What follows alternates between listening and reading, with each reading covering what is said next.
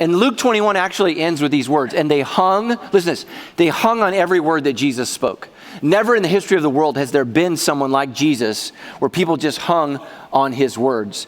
And so then the crowds were listening, and then he turned to the disciples. And I want you to notice here, I'm going to teach you just a little trick here, a little nuance when you're studying God's word. So he's speaking to a crowd just like I'm speaking to you. Now, although there's a crowd here, not everyone is a disciple. Everyone's invited to be a disciple, but not everyone here is a disciple of Jesus. So we have a large crowd, and so Jesus acknowledges that, but then he turns to his disciples. Now, what's a disciple? A disciple is a person who's given their life to Jesus, repented of their sins, and placed their faith and trust in him. And here's what a disciple wants to know. A disciple's job is to learn to think, act, and feel like Jesus. What does it mean to be a Christian? I need to learn to think, act, and feel. So what would Jesus think about this issue?